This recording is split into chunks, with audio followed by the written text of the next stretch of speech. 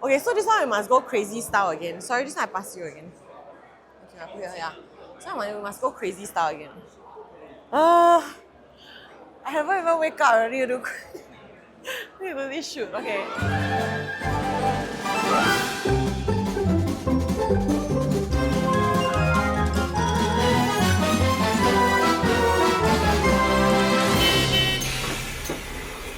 Good morning, everyone. We are at Emerald of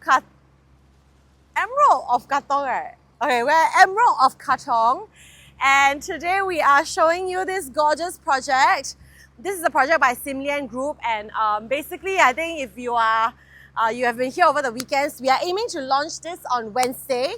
And the booking will basically close the following Tuesday on the 12th of November. So I do hope you're catching this before the last day for check dropping, and then 16 will be the booking date. Now come along with us to explore Emerald of Katong and find out why this is, the crown jewel of the RCR area. Melvin will be back in the studio going through some pricing analysis as well as some floor plans and stack analysis, while you and I will head in to explore the different show units as well as the site plan. All right, let's go. Okay, hi everybody. Welcome to Emerald of Katong. Today we are in the heart of District 15. This is your RCR region, and we are going to explore Emerald of Katong together. So as you can see, we are at the show flat. It's definitely very crowded. It's actually a Monday morning, but there's so many people here. And yeah, we're just going to explore Emerald of Katong together. So maybe we'll just go where nobody is at the moment, and then we'll try to find our way around. So at the show flat, there will be, I'm going to take you through the site model. We talk a little bit about location, amenities. Melvin is back in the office analyzing the floor plans as well as the pricing for you. Later on, I'll take you to the show units where we will explore the 2, 3, 4 and 5 bidder. Okay, so now, Emerald of Katong, where are we? Basically, I think this is where all the action is, right? So if you look at Emerald of Katong, this is the 4th project that is launching in the District 15 area. So when we talk about D15, traditionally, it is definitely an area where there are a lot of landed homes as well as boutique projects. So, everyone loves the seafront address, everyone loves, the entire Joo Chiat stretch where you will have all your cafes. But right here in D15, in the last 1 to 2 years, there have been launches, mega launches that have come up, right? So we have your Tembusu Grand, your Grand Diamond, as well as the Continuum, all of which are mega projects. And then today we have Emerald of Katong, which has 846 units. So this 846 units is spread across 6 blocks, ranging from 18 stories high to 21 stories high. All right, so where are we? Basically, we are just a 3 minutes walk away from all of your cafes and eateries. Later, if I can show you the map or the site model, you'll be able to see how conveniently located we are. You are a 5 minutes walk away from Tanjong Katong MRT. So traditionally, the D15 area is an area where a lot of people are, it's like for people who drive, because there's a lot of landed clusters. But in the recent years, because of the Thomson East Coast Line, which just opened earlier this year, there's been a lot of rejuvenation in terms of connectivity in the entire District 15 area, and this is just the beginning, right? Because the Bayshore area will again undersee more transformation as we go about. Okay, so I think looking at this map, it says you are 2 minutes away from East Coast Park. You're 1 MRT stop away from Parkway Parade. So this is at Marine Parade MRT. So once you're at Tanjong Katong MRT, which is 5 minutes walk away, just take 1 stop down. Parkway Parade is where you will find the bigger mall over there, where you have your amenities, your cold storage, a lot of food options as well. I love Tan Yu at Parkway Parade. And then you can also, there's a cinema there as well if you want to catch a movie with your family. We are within 1 km from 2 schools, Tanjong Katong Primary as well as Haig Girls School. And within 1 to 2 km, of course, you have your other D15 schools such as Tao Nan Primary as well, and CHIJ Katong. Okay, so 6 minutes. I love that they also included your cycling time. So you are 5 minutes cycle away from East Coast Park, 6 minutes away from I-12 Katong. If you would like to go to the bigger malls, then you can head down to PLQ or the entire, Paya Lebar Square, Singapore Centre, that cluster of 3 malls. Actually, yeah, the cluster of 3 malls there where there's a lot of food options. Or you can even head down to CBD, which is just 11 minutes by train to 13 minutes by train to CBD and 11 minutes to Marina Bay. Let's just look at this entire plan. So this is the site model. So what you will realize is that why is there this entire neighborhood park here? Basically, what is happening is that the developers will be building this entire neighborhood park along with the 6 blocks at Emerald of Katong. So this is going to be really exciting because what it means is that from your project, you will have direct access to this neighborhood park, and it's really an integration of this kind of outdoor living with your entire facilities. Right, so blocks-wise, we will have 6 blocks. And if I were to just orientate you, basically, okay, we come here, we can see clearer. Okay, this is the entire block. There will be 3 blocks on each stack. And the shortest block over there, if you can come here and see, the shortest block over there, 18 stories, that is, look. Junwei and Michaela here. Yes, okay.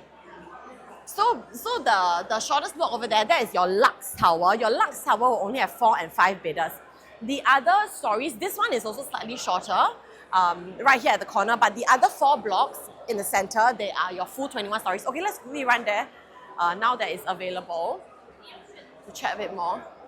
Hello. Okay, so just to orientate you, basically this is Jalan Tembusu Road. Jalan Tembusu Road is the road where you will drive in. The busier Jalan Tembusu Road will basically be here. This entire area at the bottom will be slightly quieter, but it will serve 3 different projects. Okay, so your main entrance will be here all the way up from this slip road, all the way up. Here is basically your entry, where your guests will come in, the drop-off point. So these blocks need to be aware that this will be the entry point. However, this will be sheltered, so if you're worried about noise, I think should be okay. Take note that your bin center is actually here. So this is something to be aware as well. Your bin center is here. Gen set is over here. B is your gen set, and then your fireman entry is here. So we zoom out a little bit, we look at the entire project. Just now I was talking about the neighborhood park. So neighborhood park is over there. And then here is where your 2 blocks are orientated. So what the developer has done is that they've spread out the blocks all the way to the periphery of the entire project. So this entire site is 221,000 square feet. They split up the 6 blocks into the ends of the project. And what you are basically going to see is that neighborhood park is on one side. You have 5-minute access to Tanjung Katong, and your blocks will be orientated this way.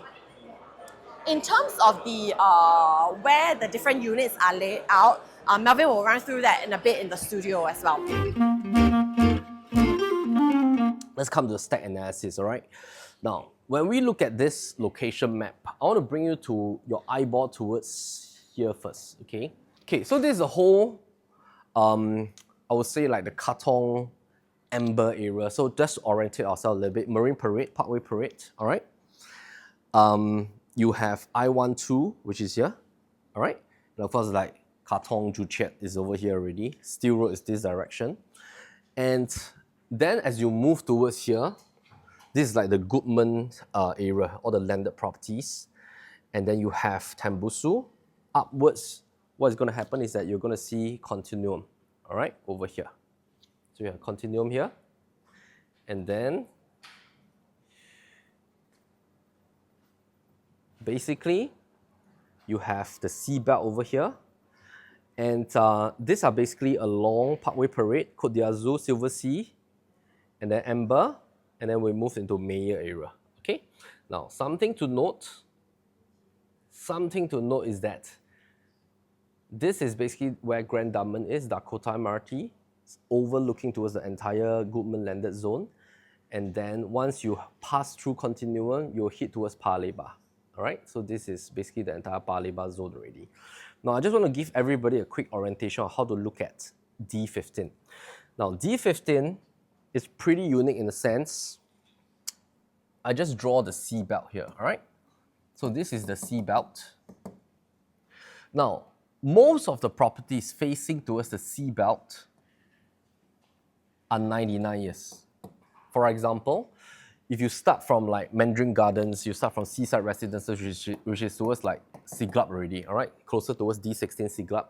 Seaside Residences, you have Mandarin Gardens, you have like Neptune Court, you have basically like Laguna, and then you come into this zone, you have Côte d'Azur, you have Silver Sea. Basically, even towards D16, the Bayshore zone, Costa del Sol, Bayshore, the Bayshore, and Bayshore itself, basically all these are 99 years, all right? So most of the seabelt, they are high-rise 99. And once you move into Amber and Mayer, you have freeholds. And once you go towards Tanjong Rhu, you have 99 again. And then once you go into the Marina area, it's like all 99, okay? Now, of course, you have certain pockets of freehold land here and there, but by and large, this is a general demographics. Now, we call this Tier 1 from the sea, all right? And then you have Tier 2. So this is Tier 2. Tier 2, you have more freehold high-rise. All right, so for example, you're going to see things like One Amber. You're going to see things like the Esta. You have Amber Park as well. You have Amber Sky. You have some of the smaller and the bigger ones, all right? And of course, you also have the Sea View. All these are freehold, large size, high-rise projects. They're also like 99 years. For example, you have the Shaw Residence, 99 years, all right? And then once you move into Tier 3, Tier 3 are largely freehold boutique projects.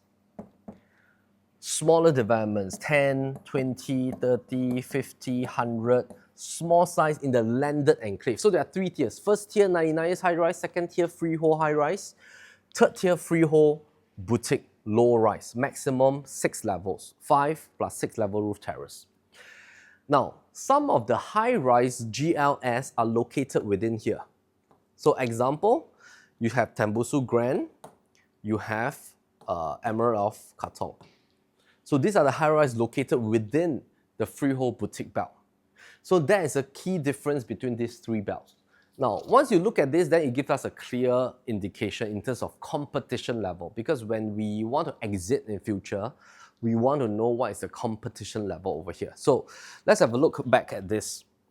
So if you look at this entire map, we are technically within the boutique project zone. So you see, this is tier 3. You see a lot of like small projects over here, 91 Marshall, all the shop houses, landed property, Seraya Breeze and all this. Now you have like one outlier, which is Head Court freehold project. Of course, this to me, resale, great value. If you are not hunting for something brand new, you can consider this as well.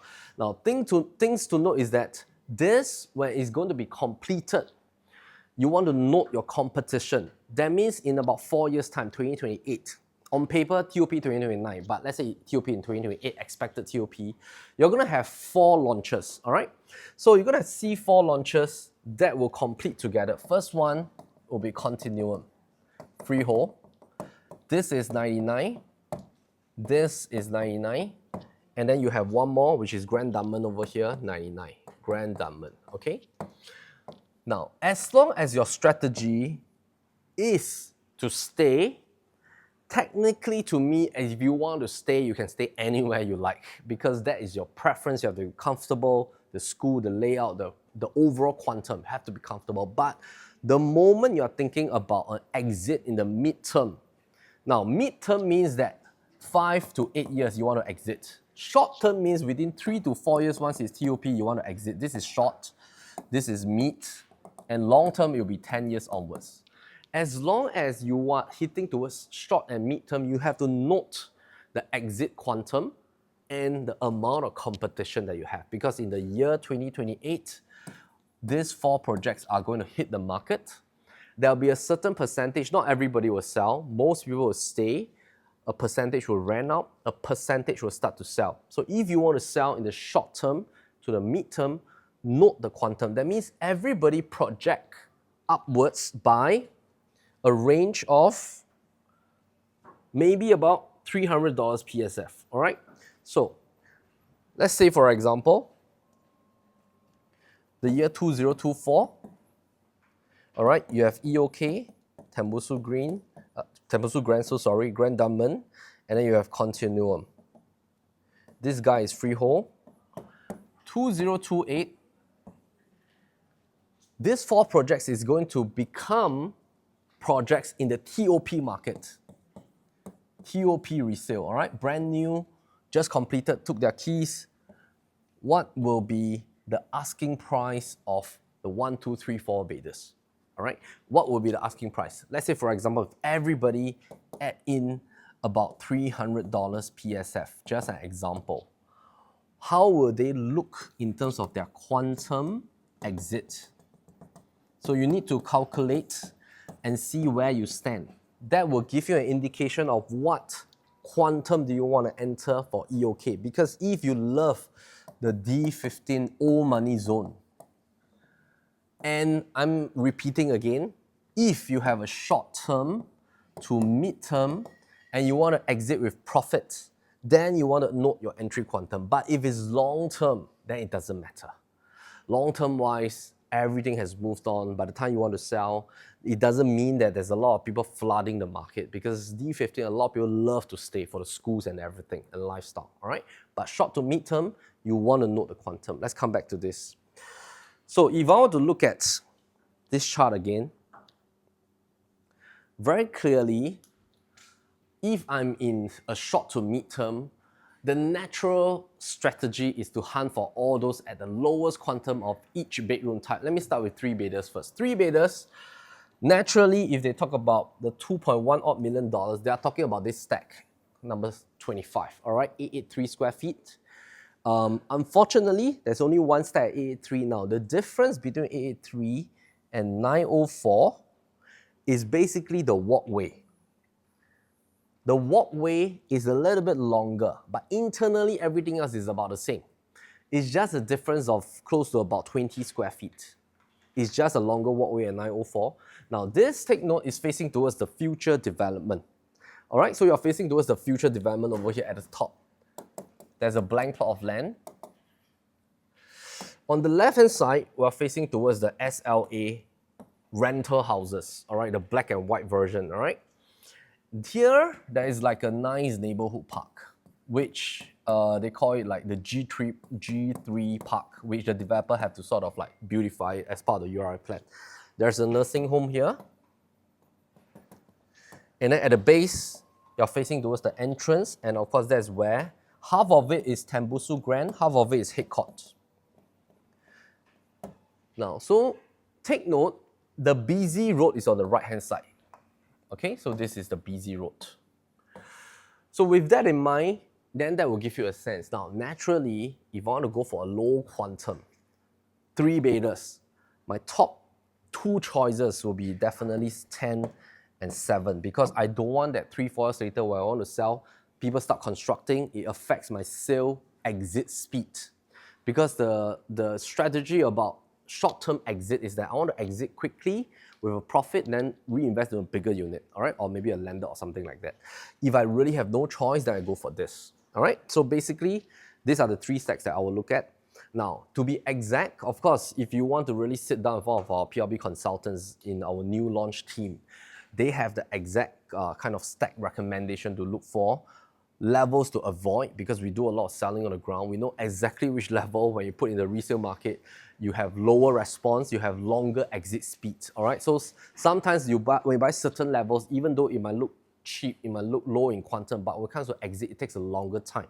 You need to hit a nice sweet spot. There's also no need to go for like super high levels whereby you pay a very high quantum, but your profit is actually lower than some of the lower levels, right? So these are basically the strategy for basically the low quantum range. Now, when it comes to that 1152 square feet that I have been talking about, you only have stack 14 and stack 13. Naturally, as a developer, I will price 14 to be more expensive than 13. So one thing to note is that if I'm buying stack 14 based on the release price on that day, if it's very close to the next tier of 4-bedroom, then I want to be careful.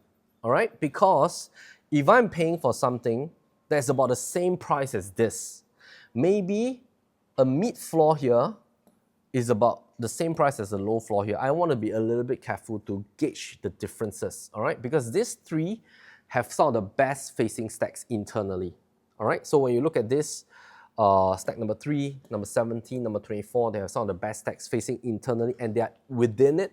Basically, they're going to enjoy like very a quieter kind of facing as well, all right? You also have another 4-bedder over here, all right? And then once you move upwards towards like the 4 luxe plus study, is stack 34 and stack 31. Now, nowadays, developers, they technically are trying to balance out. In the past, all the largest unit face internally. You see, when you have 5 bedders like this, you see one outward facing and one inward facing. Last time, they will put all the 5 bedders to face inwards. Now, their strategy is to clear 80%. So they will balance out with a lot of 2-bedders. You even see 2-bedders having some of the best stacks, 4 and 5. You see the 1 plus study, internal facing best stacks. Because why? The strategy is that if I can clear off, let me just put green. If on the launch day, I clear off this, I clear off this, I clear off all the small ones with the best stacks, I just clear off most of the best stacks first, internal, and I don't have to worry about the rest, because once my internal stacks are clear and external stacks, if they are good layouts, they will start to clear. I will clear almost 70 to 80%. So that is the strategy now, is to balance out the mix. It's no longer like the biggest will face the best facing. So you need to be very wise to balance the facing, the type, as well as basically the price that's being released to you on that day. Let's talk a little bit about the 2-bedders, all right? 2-bedders premium and 2 plus study, the price difference, we're not sure what is going to be the actual pricing, but it seems that the 1.5x will be 624, 1.6x will be about 6788. Looking at this area, what you need to take note of is that these stacks, 59, 57 and 55, basically they are fronting towards what is currently an empty plot. So if you just imagine with me, this is towards your sea view kind of area. This is the empty plot at the moment, but it has been zoned as residential 3.5 plot ratio, which potentially means that when the new development comes up, it will match the height of your current projects. So this is definitely something to take note of. The distance between Emerald of Katong and the next project is about 28 meters. So of course it depends, right, whether the next developer, are they going to, again, spread it out this way, which will, for the entire plot to spread out to the periphery. In that case, then the distance will be pretty close at 28 meters. But in the event they choose to orientate it a different way, maybe tilt blocks, then you will definitely still retain your pocket views. In front of this empty plot, basically you have Ola. So Ola is also a project in the area, and then that is will be your view for now until the new development comes up. Okay, so residents that are buying this stack need to just be aware of that, that this is a potential future development. Now moving on to the side where Jalan Tembusu is, these are all your slip roads, and here are all your SLA conserved black and white houses. So what is very beautiful is that if you look at this area, that is basically your barbecue pits and where all your beach club will be, they call it. This is fronting towards the black and white houses, so you will have a really nice view from there. Okay, so let's step here. Okay, this is what we talked about, the Jalan Tembusu entranceway. So just now we discussed that the genset and the substation is here. This was what I discussed, the sheltered arrival. So it shouldn't give too much disturbance to residents who are living in this area. And then we move a little bit here. Yeah, so this area is where, looking at this block 63, is where your bin center and your substation will be. Further behind that is where your gym room will be, as well as your playroom. Okay, so one thing to note is that this entire plot here, you will realize, why is it half of it is the garden, or I mean the park, and what is this other half? Basically, it has been zoned as a hospital kind of zoning. So this will be a nursing home. Yeah, so this entire plot will be a nursing home. If you can take a look at some of the artist impression, it actually looks really nice. But this will be the entire nursing home, and then here is your Tanjung Katong Road. Okay, so looking inwards, that's where you will see your facilities. So facilities-wise, you will have your main pool slightly towards the gym area, and then further down is where you will have all your little like warding pools and all that. Okay, so any other project facts? Let's talk about parking. Parking-wise, it will make up 80% of the number of units. So that will be at, parking lots is 682. Yeah, 682 out of 846 units here. So that's pretty generous, given that I think a lot of people who live in D15, with your increased connectivity, they might not even be driving. But the bulk of it will be made up of your 2-bedders, including the 2+ study and all that, as well as your 3-bedders. So 2-bedders will be at 34% cumulatively. 3-bedders will be at 33%. So let's check out the show unit. Show unit wise, we have the 2+ study unit, the 3-bedroom flexi unit, as well as the 4 and 5-bedders.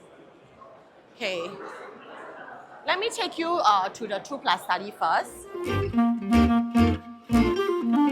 So when we look at the layout, very simply put, 2-bed, 2-bath, dumbbell layout. All right, so this is dumbbell layout. As much as I can, I don't see a difference between 624 and 646, of course. There's minute difference in terms of a little bit more L shape in the dining area. So the bigger 2-bed, 2-bath dumbbell layout, the kitchen seems to be a little bit wider. And then you have like a corner for your dining, sort of like a nicer, wider feel. But to me, it doesn't really matter. All right. What's important to me, if I'm buying this, I want to go for the lowest quantum. I will aim for the 624 square feet. Now, if I look at the 2+ study, there's 3 layouts, 6, 7, 8. Open study, opposite the kitchen. Corner study, beside bedroom. All right, which gives you the flexibility to actually utilize this to be like you can actually put on a door over here, just make it like together if you want to. If not, you can just maintain the door here, make it to be an open study outside. 700 square feet, also about the same. To me, naturally, this is more premium than the 6, 7, 8 because this is like really open outside. At least this one, you still have sort of like a cordon area. This one, you're paying for a little bit of a bigger size, 700 square feet. So you are paying for about 11 square feet more. This is also about 11 square feet difference. So they're all 11 square feet across each other. Of course, I think if you really need the study, you need to decide, is this open study your style? Or should you just aim for 6, 8, 9 and keep within 6, 8, 9? If you cannot get a 2+ study, then just go straight for a 624, all right? Because basically you need to decide, if this study like a deal breaker, is it really important? Is it something that you can sort of utilize as like an extra bedroom? But if cannot be utilized as an extra bedroom, then is it worth it to pay for the extra 100 over 1,000 for this? Or should you think about the sandwich theory? So what is the sandwich theory? So I'm basically of this theory whereby 2-bed, 2+ study, 3-bed compact. The most important thing is that if this is very close to this, which in this case I don't think so, but if on the launch day you can get something at 2.1 plus low floor, but this guy is like 1.9 plus, you need to be very careful, all right? Because the gap is a little bit too close. Now, if this guy is about 1.7 plus, then I think it's fine. There's still like a 400K gap because I don't want that, you know, when 4 years later, when I try to put it in the resale market, then all the buyers that come give me the feedback that, hey, your price is too close to a 3-bedder, I might as well just top out a little bit, get a 3-bedder. All right, so because in 4 years' time, if I buy something at 1.9 plus, I want to sell at 2.1 plus, this guy may be selling at 2.3 plus. If you just by sure look at it, a buyer coming for a 2+ study and a 3-bedder, they will just think, just top up 200,000. Anyway, 75% is by loan. I just increase my monthly installment by a little bit, stretch my loan a little bit, I just get a 3-bedder. At least you get a proper 3-bedroom, right? So you need to note the sandwich theory. Now, if this is very close to this, then it might be worth to go for this. For example, this is 1.5 plus, this is 1.6 plus, top up 100,000 for study room, but provided you really need the study room. If not, you just go for a straight 2-bedder. I think it is very safe. All right, so with that, I'm going to pass you back to Grayce to enjoy the rest of the sales gallery. Okay, in terms of layout for 2 bedrooms, we have a couple of layouts. So we have the, we come here. Oh my God, look at this. Look at this baby shoe. Okay, so careful, huh? Okay, in terms of 2-bedders, we have your standard 2-bedders at 883 square feet and 904 square feet. That's your 2-bed premium. Okay, so 2-bed premium will be your standard dumbbell layout. We also have your 2 plus study. 2 plus study, you have a couple of layouts. The one we are showing you at the show flat is B4S. B4S, what is unique about the 2 plus study that I think is the preferred layout is that your kitchen is this way. So for the other 2 plus studies, your kitchen is like a landscape kind of kitchen, and your study is opposite of the kitchen. But for here, your kitchen is this way, which makes it, that you are able to enclose it, as well as your study is like a portrait kind of layout, so that when you go in, you can have your bed and all that. Okay. So one thing to note about EOK is that it is a harmonized project, which means that the square footage that you see does not include the AC ledgers. So you'll realize that why is it like smaller? But in fact, it's actually you have to give like a 5% kind of increment to account for the aircon ledgers. So let's head in. We need to take out our shoes. Okay, this is 689 square feet, the B4S layout. I think this is the really nice and optimized layout. Of course, Melvin will run through more in the studio about that. So stepping in here, you do see that you have this kitchen kind of situation.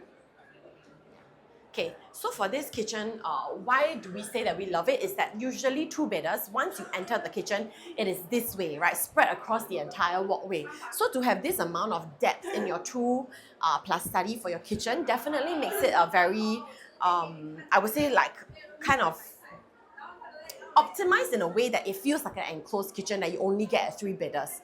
Right, so of course here you have your washer dryer, Miele induction cooker, you have your sink as well. This is the area where your Samsung fridge will be provided. Okay, this is just the ID treatment, but your Samsung fridge will basically be here in this allocated lot. Miele built-in oven as well, and then here more cabinetry. More cabinetry. So this is very good for all your sauces, all of that. In terms of the tiles, you get porcelain floor tiles as well as porcelain wall tiles there. Fridge is Samsung, washer cum dryer is Samsung. Yeah.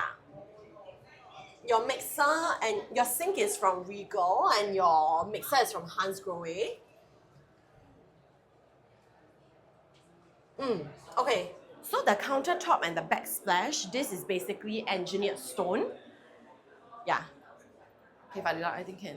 Yeah, this is engineered stone, and then this at the top is melamine finish. Okay, come stepping into the entire main living space. So that's why I say I love this layout, because your kitchen is very enclosed at the side, right? And once you step in here, this is your living room. So for all of the units here, for 1, 2, and 2-bedders and 3-bedders, if I'm not wrong, your ceiling height is 2.8 meters. For your penthouses at the Luxe building, it will be 5 meters, but generally it ranges from 2.8 to for the 4 and 5-bedders, it will be 2.9. Okay, so this entire area here, this is where your study is. So as you can see, compared to, let's say, if you were to look at the floor plan, a lot of the longitudinal landscape kind of layout of a study, this makes for like a little nook that you can easily convert into a room, right? So if, most people, they want to do up an additional entrance here, they want to remove this door, then you can use this as your walk-in wardrobe or your study area, no problem. You can just enclose this. Okay, stepping in here, flooring is basically engineered timber. And then they also do have cabinetry here. So take note that for your common rooms, your cabinetry does not have the LED strip. The LED strip is only in your master cabinetry, but of course you still do get all these drawers as well, yeah, with the lock. Okay, here if you will realize, let's change place. If you realize, this is basically like a half tinted window. Yeah, so your window is not full length floor to ceiling, because your AC latch is going to be outside here. Yeah, so this is something to take note of that you will not get the full kind of floor to ceiling. Your AC latch will be outside here in your at your common room. Anything to take note of? No, everything is yes. Okay. So This will be the study area. yes. Okay, let's come into we go to the balcony first. So basically here will be your balcony. You will realize that it's quite a good sized balcony. So depending on the facing, for the B4S, there are some there's one stack that's pretty unique. But for it really depends whether you're like internal facing, external facing. Internal facing is a 41 meters block to block distance. External facing towards Jalan Tembusu. If you're fronting towards Jalan Tembusu Road, that's where you're facing towards all the other projects. That is ranging about 40 to 60 over meters, but internally it's 41 meters. If you're fronting towards the back where the future development will be, potentially there's a 28 meter distance from our project to their project. Okay, so living room, good size. I think you can definitely fit in your sofa. You know, you want to do our TV wall, that's no problem as well. Yeah, sorry, yeah, please. Okay, come, let's head into the master room. So take note that this is not a balcony. This is basically your RC latch, which so it's just for the showroom that it looks like a balcony, but you'll still have your floor to ceiling kind of windows. Master room, I would say comfortable size master room. Developers have done a little bit of ID treatment to show you. This is a king size bed. So yeah, pretty standard. I believe the flooring will be engineered timber as well. Cabinetry, just now I was talking about the LED strip here, and then your drawers. Yeah. Okay. So for the bathroom, it is porcelain kind of tile finishing as well. This is a very like luxe modern type of design, you know, grayish with like white lines. So like in marbles, it mirrors a kind of like marble finishing as well. For your yeah, okay, your countertop is quartz countertop. Your wash basin is Laufen, and your mixer is Hans Grohe. Yeah, and then of course these are your mirror cabinetries as well, with no cove lighting. Yeah, this is the cove light is just the ID treatment, and then these are just your under the sink storage. Okay, and yeah, porcelain floor and wall tiles. Okay, so this is the 2+ study. Let's take a look at the 3-bedroom flexi. Okay, so basically here, for 3 bedrooms, just now we shared that there's your compact 3-bedders, which are at 883 and 904 square feet. This is going to be your 3-bedroom flexi. Take note that 3-bedroom flexi, as well as the 3+ study, are the same sizes, which is 990 square feet. The only difference between your 3-bedroom flexi and your standard 3+ study is basically where your stacks will be, as well as whether you can hack down the wall between your dining room as well as your study room. So let's head in.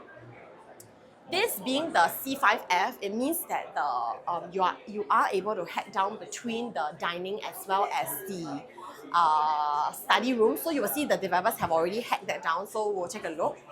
So stepping in, this is basically your entire long walkway. Kitchen is here. So this is an enclosed kind of kitchen.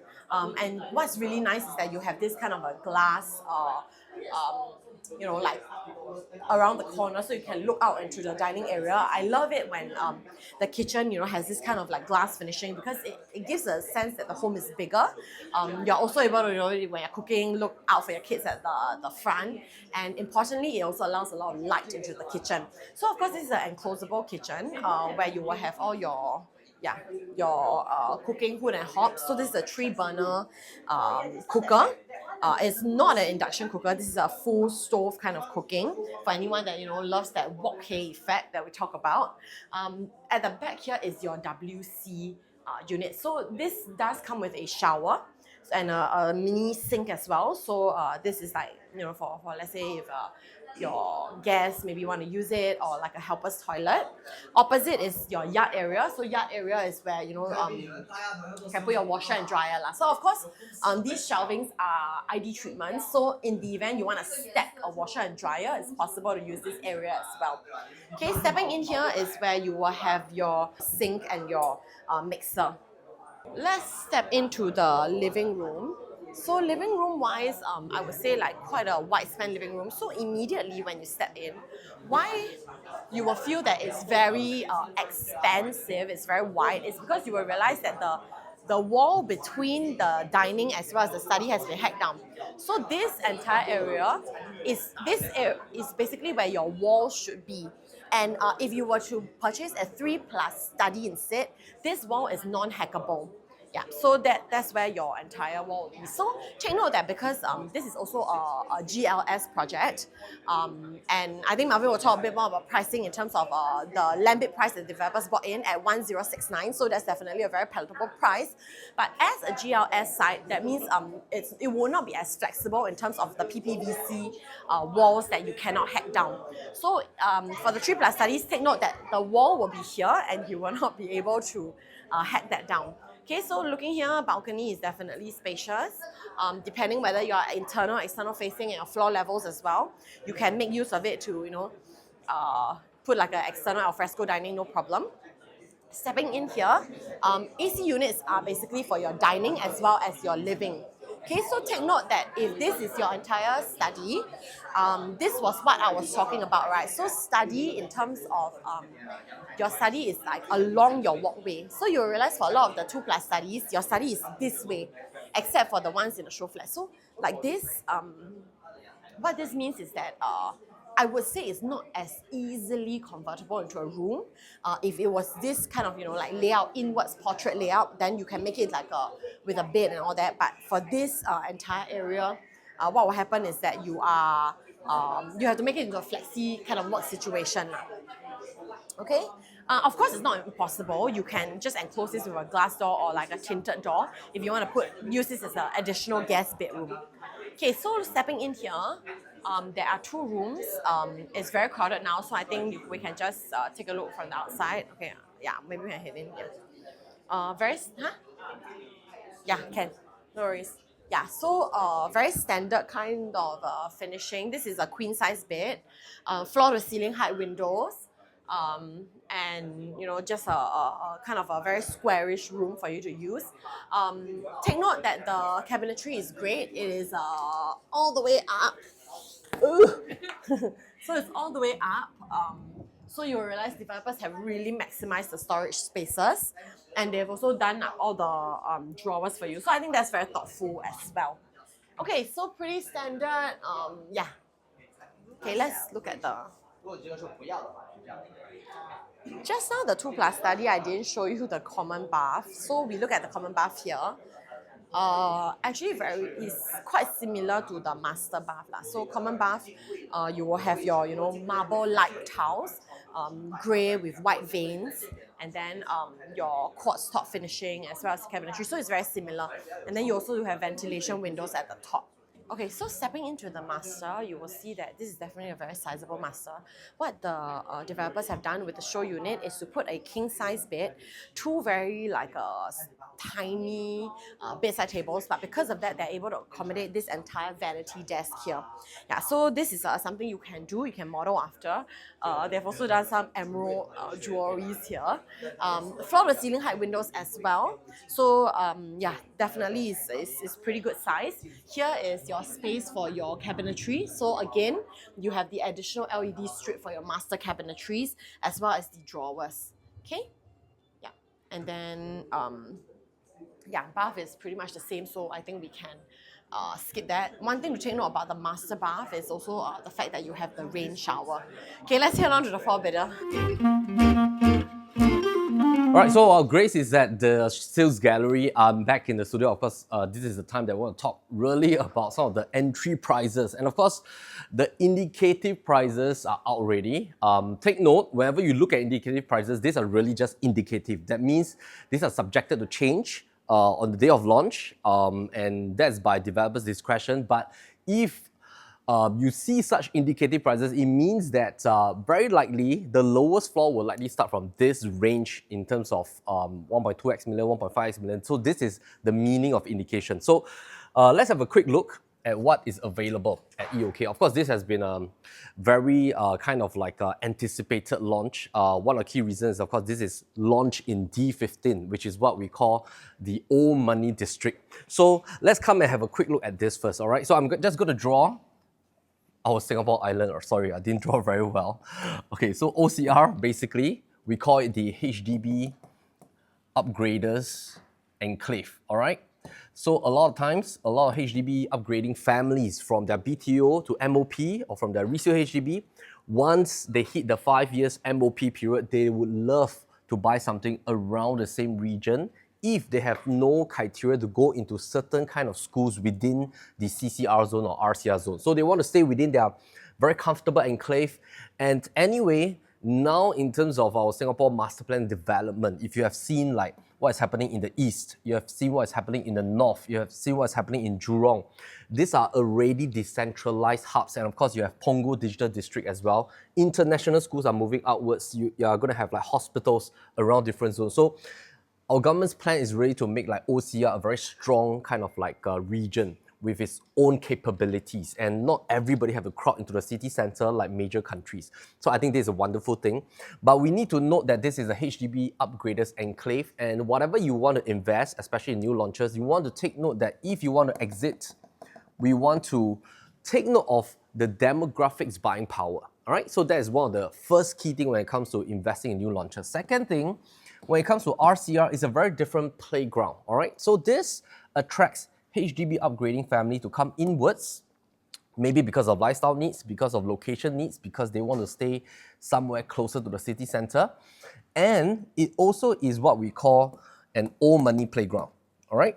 Why do we call it an old money playground? Now, the rationale is that when Singapore started development about 50 odd years back, it started from the central region, all right? Started from basically Singapore River. And then it started to expand outwards towards like some of the first few HDB estates like Queenstown, Toa Payoh, and then gradually we grow outwards towards OCR.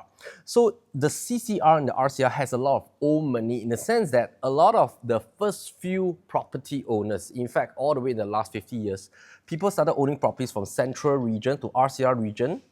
They are sitting on a lot of profit. They're sitting on a lot of appreciation. And most of the time, they pass on to their next generation. So we call it the old money district, whereby a lot of times when the next gen wants to buy back a property, they usually will buy back somewhere to stay close to their family enclave. So this is basically the region whereby there's a little bit more buying power. I would say a lot more actually buying power, right? So we're going to talk about D15 now. D15 is along this strip here. All right, so it's facing the seabelt, very closely knitted, that allows you to travel straight on towards the south region, the Marina Central region. So we're going to talk about D15. And of course, when we look at this, this is exciting. Why? The reason is because I think the developer is sensitive to the current climate whereby they are in Q4. There's a lot of launches that's going to be launched at the same time. I wouldn't want to call it like basically like a price war, but I think this calls in for a lot of like quantum play sensitivity, which is why when you look at like some of the 3 betas, they're starting at 2.1 plus. This is fantastic. I think it is a very good move in the sense that it will definitely attract a lot of buyers to clear off the low quantum properties first. Even for the 2-bed premium, which is a 2-bed, 2-bath, starting from about 1.5x, I think is good as well.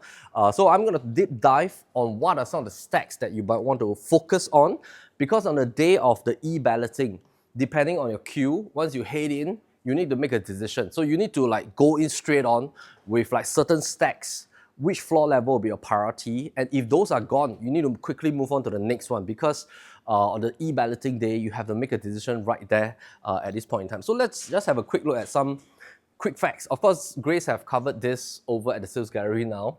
Now, take note, 846 units. Of course, this is right across Tembusu Grand. In D15, this will be the 4th launch, all right, since 2023. You have Grand Diamond, you have Continuum, which is freehold, you have Tembusu Grand, and then you have this latest one, all right? So this is by Simlian.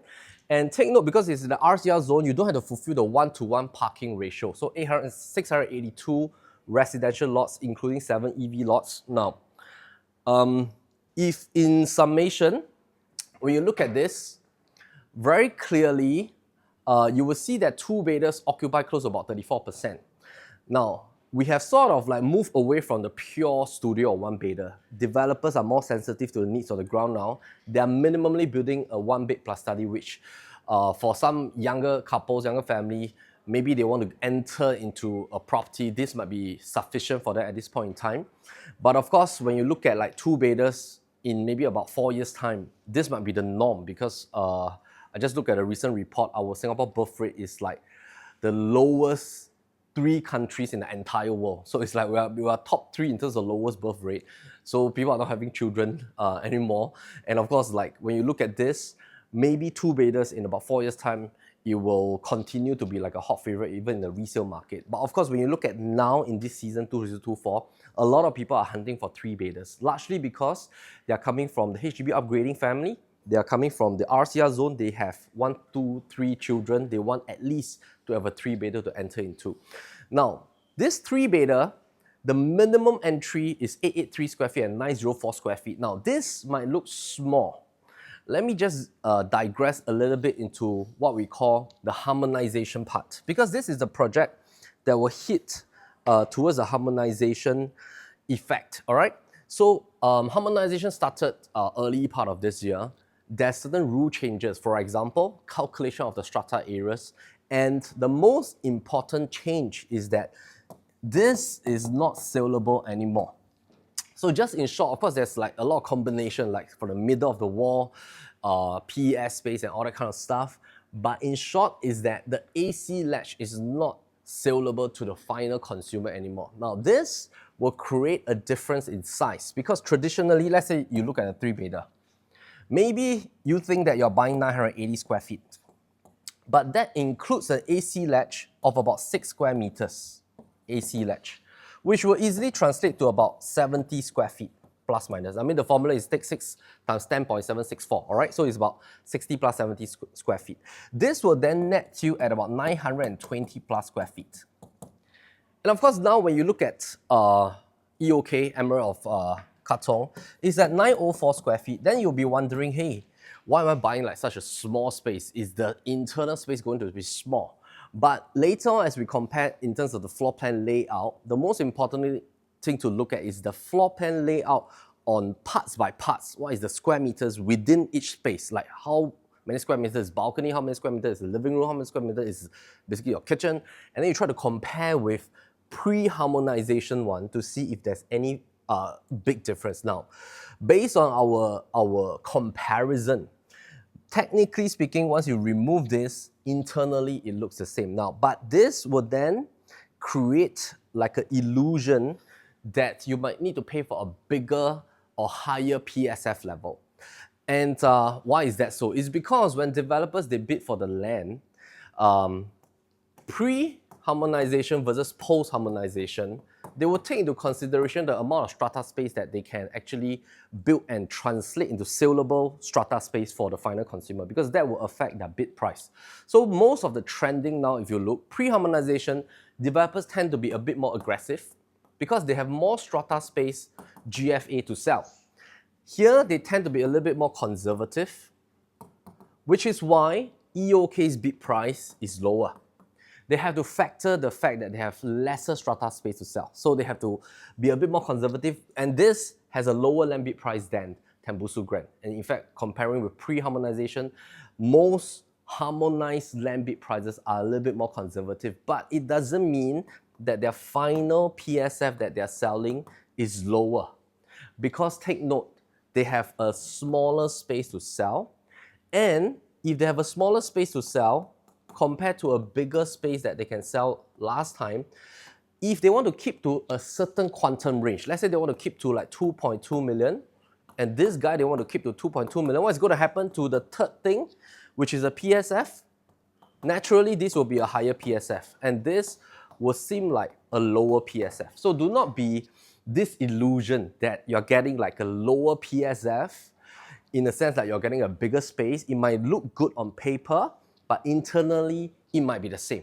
Most important thing to focus on is actually the quantum. So we want to focus on the quantum because quantum is what affects your loan, is what affects your total price. It's also what affects your bank interest. It also is also what affects your exit price as well. So quantum is the most important picture that we want to look at. Now that we got this cleared, let's have a quick look at some of this. Now, one thing to note, I'm a little bit more sensitive about MCST fees, right? Because MCST fees, when it comes to selling, it's one of the most painful things that usually when we sell a property for our clients, the final kind of objection sometimes when a potential buyer is not offering for the unit that we're selling is due to its MCST fee, because this is like an ongoing pain that you have to pay every month. So MCST fee to me is quite important. We want to keep it in a very nice quantum level. So this to me is fantastic. 3-bedder, 360, even after it has hit its first year mark whereby all the residents are coming together to form their MCST, if you want to revise, I think even at 400 plus is fine. But keeping at this range, I think it's perfect. Even for its 4-5 bedders, 420, this is a perfect number. Take note, there's one layout that I think is very good. But the only thing is that it has only 38 units, all right, which is the 4+ study. This is a fantastic layout. Let me just bring out the layout plan first. So I have some decks from some of our friends from PropNext, right? I just want to bring out this 4+ study deck, all right? Now this 4+ study deck is really fantastic. Why is it fantastic? Let's just have a quick look first. It fulfills a lot of needs, and I think developer is really smart here.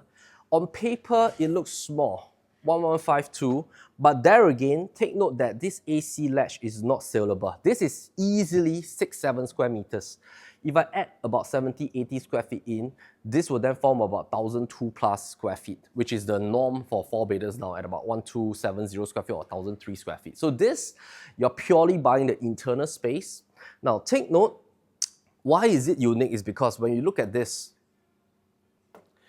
firstly, your entrance, you have a dry and a wet kitchen. You have a yard and a yard WC, all right? That forms the first thing. You'll have an extra study room right here. Now, this study room is not like tucked together with a master. This is really like a separate study room away from the rest of the bedroom. So it can be a really nice zone over here for it to be like pure study work from home zone. It's a little bit like a dumbbell layout as well. The bedroom number 4 is actually separated. You usually only get this in like 5-bedder layouts with a junior master, but this is really quite unique. Number 2 is that, of course, this is like a what we call an elongated layout straight through towards living and balcony. But the unique thing is that they technically managed to park the dining right towards the side. And you still have like a flexi store here. So it's not even a home shelter, it's a flexi store. So to me, it hits a lot of spots because this is like 4+ study plus WC plus store, flexi.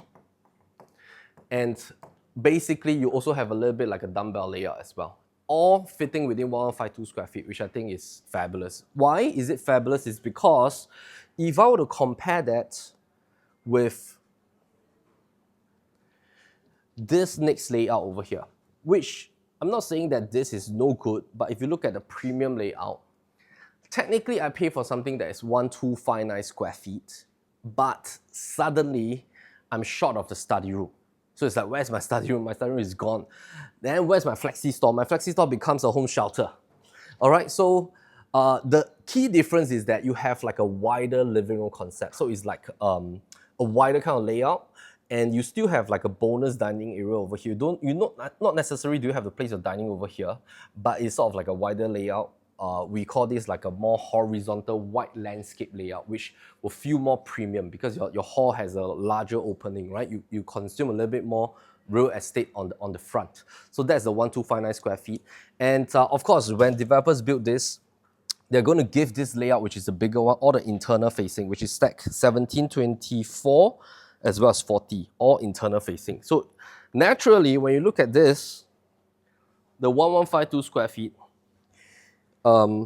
this, if you can get your hands on this, the 4+ study, there's an internal facing at stack number 14.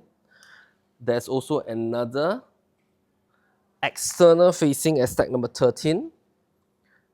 And that's all. You only have 2 stacks. All right. So stack 13 and stack 14, which is the layout that I'm recommending.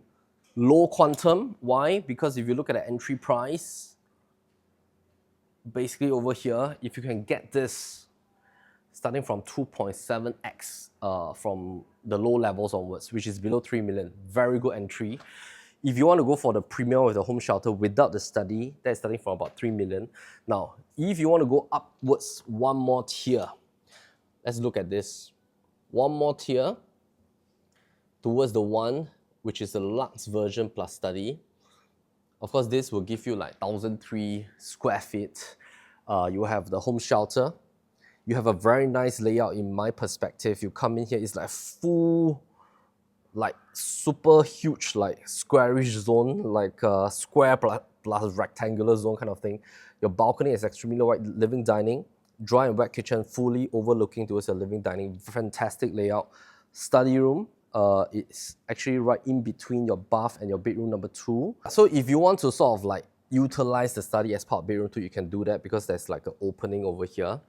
And master room is also great because if you notice, after you put in your king bed, you still have a very nice area here, basically for like a study zone, all right, or dressing zone. And then you have a walk-in wardrobe. So I think this layout is fantastic for 1,003. Now, one thing that I think developers are challenged is that after harmonization, they really have to think about 3 things. Number 1, they have to think about how to continue to keep the quantum very attractive without turning away potential buyers, all right? So the quantum cannot be too high. Number 2 is that they have to think about a layout with now the post-harmonization size. That means with this size that they're working in, how do they have more efficiency? So I think efficiency is the key word. That means can I have more features? Study room, flexi store, yard WC. How can I be more efficient in planning of my layout? And of course, thirdly, in exchange for this, with the lesser size, all right, how do I work within this constraint? And I think the thing for us to understand is that now with this, you are getting something that's more efficient.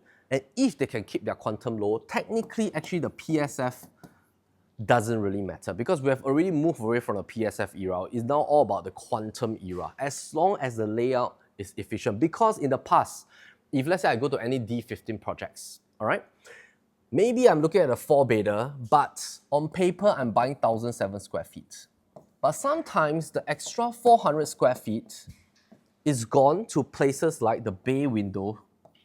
All right, so maybe the bay windows in all the bedrooms, it has gone to like the AC latch as well.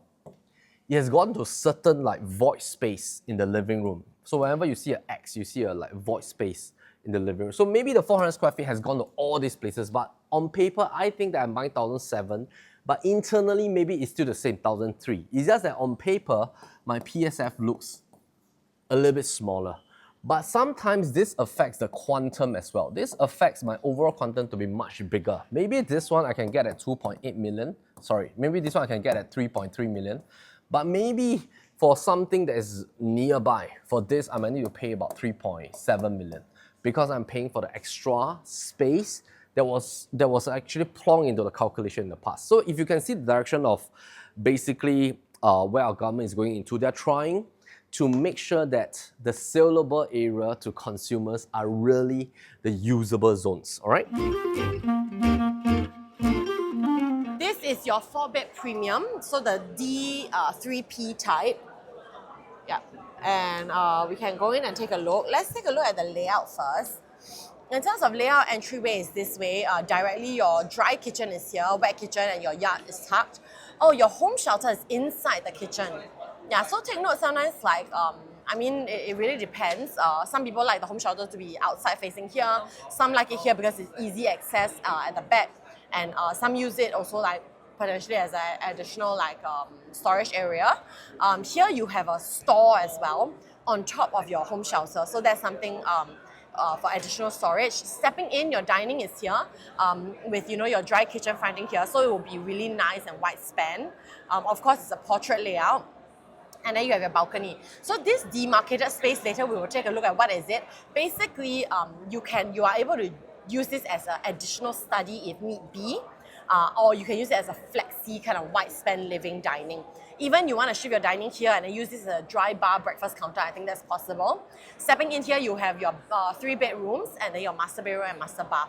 Okay, these 3 bedrooms will share this common bath. Okay, let's step in. So this is your foyer area. DB box is behind here. So, yeah, this is your DB box. Okay, one thing to take note is that, this is where the store area is. So you will realize that it looks like the doors, but behind is actually a very generous storage area.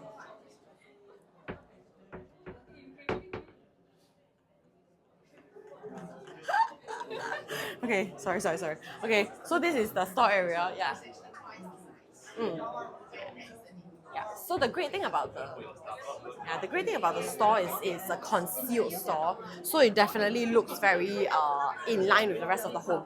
Okay, kitchen is there. Let's just head right in. Yeah. Okay, great. This is the really nice 4-bed premium kind of a layout. So you will see that even though it's a portrait layout, it does feel a lot like a landscape kind of living situation because of this additional designated space. So you'll feel that, you know, the balcony is definitely very, very wide span. It's just gorgeous. It's very beautiful. You can do your yoga here. You can do any kind of strength training. And then here you will have this additional space. So this space, if you do need to make it a study, you can. If you do not need, then you can just keep it, make it a very wide span living room. Otherwise, you can use this as a tea room, for example, right? And then just very quickly, we spend here, this is your kitchen at the back with the same glass kind of finishing to look through to the living room. This is your dry kitchen and your 2-door fridge is at the back there. Okay, we can go, yeah. Yes, okay. So your 2-door fridge is here. And then this is your dry kitchen. Dry kitchen, I love that it's an extension from your entire kitchen top and in the wet kitchen. And you also have cabinetry here. Very generous kind of storage spaces for your plates, your bowls, as well as your pots and pans at the bottom. Okay, so dry kitchen wise, yeah, I would say that this is very well built. You can store a lot of things here.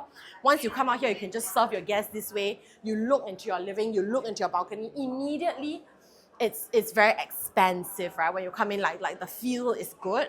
And here is basically your dining area. So like I shared, for me, what I potentially might do is move my dining area there, for example. And then I will use this as like another like hosting area, you know, with like using the dry kitchen to integrate outwards. Okay, kitchen-wise, I don't think there's anything in particular to point out. The finishings are the same. Top hung cabinetry as well, your Millet 3-burner cooker also. And basically at the back is where your yard is, and then at the other side is your home shelter. Yeah, so I think that's pretty standard. If later there's nobody, we can take a look lah. Okay, so this is your walkway. Yeah, I think it's really nice actually, the fact that they make this like a very flexible area. So sometimes what developers do is that instead of designating this as a study and then they build up the walls for you, they just keep it as a flexible area so you have more, you know, flexibility to see how you want to design your living spaces. Okay. All right, stepping in, this is basically the common bath that all your rooms will share.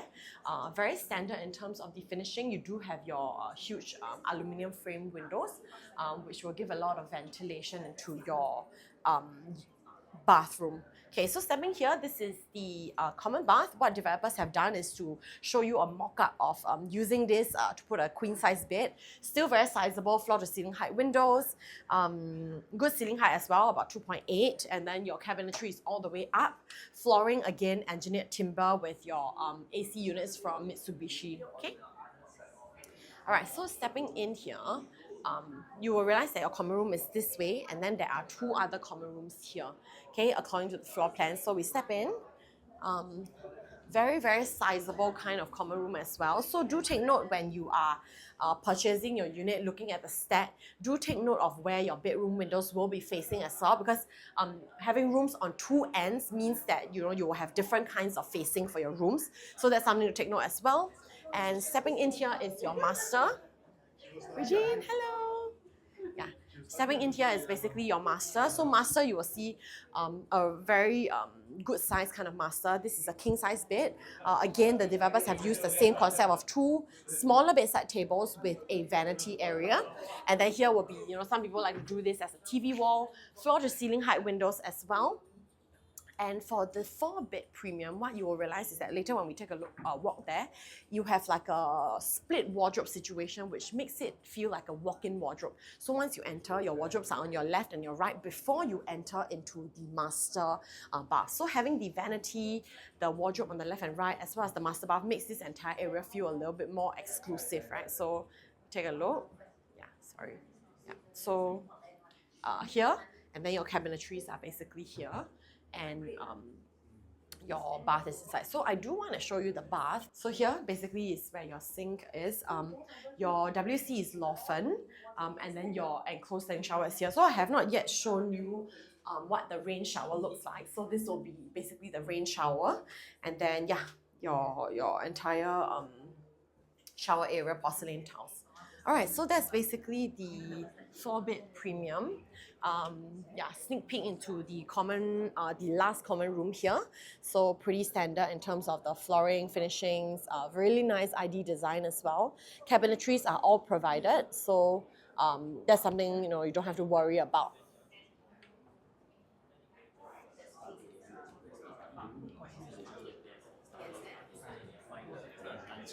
Okay, so last thing is how can we? I want to show you the store, but maybe the 5-bedder will have as well. So we take a look at the 5-bedder. Yeah, but I like this a lot. I like that on top of the home shelter you have this additional store that is so big, but it really just looks like seamless with the rest of your home. Okay, last show unit is basically your 5-bedder. This is your 5-bedroom luxe. Okay, so your luxe units are basically located at your luxe block, which is 18 stories high. At the luxe block, you will have your private lift as well, of course. So once you step in, this is your private lift foyer. This is your private lift. Of course, your private lift is non-strata. Once you step in here, your DB box here, you have this really good living and dining. They have applied the same concept of having this like a flexible space. Take note that for the 4-bed premium, your balcony space is 8 square meters. For the 5-bed luxe, your balcony is 11 square meters. Okay, so looking at this entire area, this is your living dining with your balcony. You turn inwards here to your kitchen and your home shelter. So they've also strategically located the home shelter within the entire kitchen. Again, you do have your dry kitchen and your enclosed kitchen. Stepping in here, you will have your bedroom 3, 4, and 5. And bedroom 2 is opposite on the other end. Okay, the thing to note is that, so what is great is that there are 2 baths. So there's bathroom 2 and bathroom 3. However, do note that even though this is a 5-bedder, you do not have a kind of a junior master where your where your 3 common rooms, at least 1 or 2 has an ensuite bath. So sometimes nowadays what developers like to do is that, they do. This is a Jack and Jill, yeah. Sorry, so this is actually your Jack and Jill bath, which means that this, is basically your junior ensuite. So why people do this is because sometimes your parents are living with you, or it's just more convenient to have an ensuite bath for one of your common rooms. So that's what they've done as well. And then this bath 3 is for your guests as well as your 2, I guess children to share lah. Three of them here. Okay, then this is your master bath. You also have your walk-in wardrobe kind of situation with your master bath. Okay, so let me show you. Stepping here, this is your 5-bedroom luxe. Sorry. Okay, So I'll just meet you at level 1. Okay, so basically this is your private lift. Imagine that you are coming from a private lift. Oh, great. So empty. Okay. Take a seat, take a seat. Okay. So this is your... Yeah, thanks for squatting down. You can have a seat at the there also. Okay. So this is your entire living kind of situation. So you will see the balcony is behind 11 square meters, a really wide span balcony. So this, in a way, because how the living and dining is orientated, a lot of people do not consider this as a landscape layout. But if you look at it, the feeling is really that, because it's so wide that you do feel that it's a landscape layout after all. So they've done this kind of seating where you have like a front and back facing because of how wide it is. So you can do one side like a concealed TV wall, the other side you can do like a display wall, and everyone can just gather and chit chat here. Oftentimes you can convert this to a bed as well to watch to have movie night. Okay, stepping in here is your dining room. So dining room, I would say, some people, because of this dry kitchen, you are unable to really, do like a very wide kind of dining room. So this like a circular, dining set will be more suitable for this kind of spaces. And then stepping in here is where your kitchen will be. So dry kitchen wise, instead of the fold out kind of cabinetry just now, you will have full drawers on this end. Again, it's the same kind of like a quartz top. And here you have another like a bar counter, coffee counter situation. So what is different about the 5-bedders is that here, of course, you will have, this entire dry kitchen with your wine cellar wine fridge at the bottom as well. So this is from Vintech. And then here is additional cabinetry. Haven't had my morning coffee. But basically you can come here and then you can have some coffee. And the backsplash is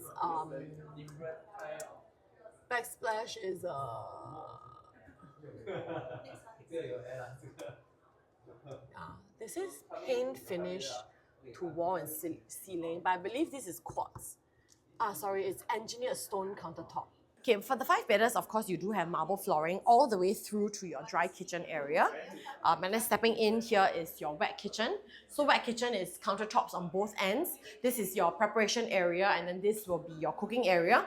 So of course, for the 5-bedders, you have 5 different stove tops. Yeah, and of course, top hung and bottom hung cabinetry. So yeah, the stone tops is engineered stone.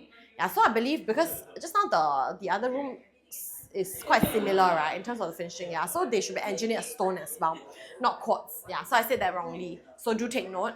And then your melee kind of hood and hob here. Here you do have your windows for ventilation, and then stepping in. Stepping in, this is like a yard area that is, like tucked away in the corner. So your guests do not actually see this yard area. WC with a shower is here. Sometimes a lot of the WC at the back do not have the showers. So this will definitely be a value add. Here they have set up the washer and dryer from Samsung as well. And then stepping in, this is basically your entire home shelter area. Home shelter area, I think they've shown, how you're able to put like a shelving here as well. Some people, use it for storage. Yeah, and like some people also have like like a bed there. So a lot of cabinetry spaces. Sorry, I passed this to you. Thank you. Yeah, and then here is your melee kind of oven. So you will realize that there's like there's a built-in oven and a built-in steamer as well. Yeah, so if you need to cook anything, you like to cook like Hong Kong steamed fish or what, and that will be very useful. Or if you like to bake. Okay, so for the 5-bedder, all your rooms are tucked away on one end, so you realize it gives a lot of privacy for you if you want to host. All your rooms will be on the other end. Stepping in here, this is your common bath where your guests will use as well. So guests will use this. The 2 rooms at the front will also share this bathroom. Pretty standard. Let's take a look at the room. So room here, they have done this like a hosting work area, but of course your cabinetry is provided. And then stepping in here, your marble flooring continues all the way. And this is another common room.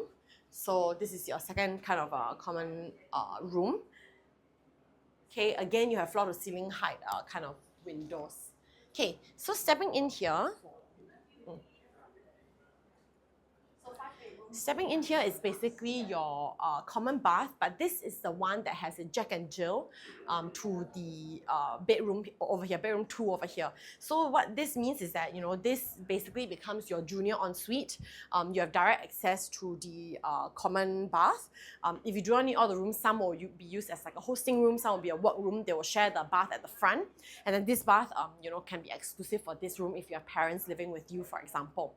Okay, stepping in here is also where you will have your other common room. So I would say all the common rooms are approximately of equal sizing. So not to worry about any of your children calling you unfair. Okay, and then lastly, we have the master room. So master bedroom, definitely, I think for 5 bedders, you want a very sizable kind of master bedroom. So you do have like your master bed. This is a king size, and then you have bedside tables. They've also shown you ID treatment of what you can do to make this an entire vanity area. But if I'm not wrong, this entire so this will be like a wall where you will have like a separation. So definitely, I think if you are buying the 5-bedroom luxe, this is something you can consider as well.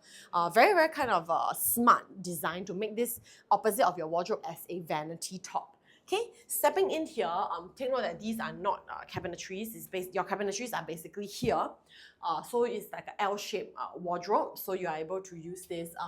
It's a glass kind of finishing. So you're able to admire your clothes, admire your bags, admire your orange boxes. And then stepping in here is your master bath. So one reason why the developer could have done up the setup this way is because a lot of people, sometimes they do not like your master ensuite door to face directly towards your bed because they feel that it's the humidity and all that. So developers have carved up this nook for you as a like a get ready area. Offers you more privacy as well. Then you can get ready here, then go over to the other side to do like your makeup and jewelry and all that. Okay, so yes, this is it. Basically this is the entire. Thank you. Sorry. This is the entire Showflat tour here at Emerald of Katong. So if you are watching this video, likely you are either you've gone to the show flat and you really want to find out the exact pricing, as well as take a look at the unit sizes, or maybe you are you don't want to squeeze with the crowd, that's why you're watching this video. But either ways, we hope you enjoyed the video. It's a great project. The main thing that people will really be thinking about is also in terms of your exit audience, because come 2028, there's going to be thousands of units released into the market, right, in terms of TOP in 2027 and 2028. So that's something to definitely think about. Pricing wise, it must make sense, which I'm sure Melvin has gone through. But in the end, I think this entire area is definitely an area that appeals to a lot of young, vibrant families as well as young couples. Developer is extremely reputable, so we have Simlian Group holding this entire project. A very good size in terms of volume effect, 846 units, 80% with your parking lots, 1+ study all the way up to 5-bedroom luxe. So really something for everyone. Quantum prices have been released to be very, very palatable as well. Only thing that you will really need to think of is how do you choose the right unit and the right stacks such that you have an ease of exit in the future. Now we hope you enjoyed this entire tour with us, and it's time to rush to our next show flat. So I'll see you there. Bye.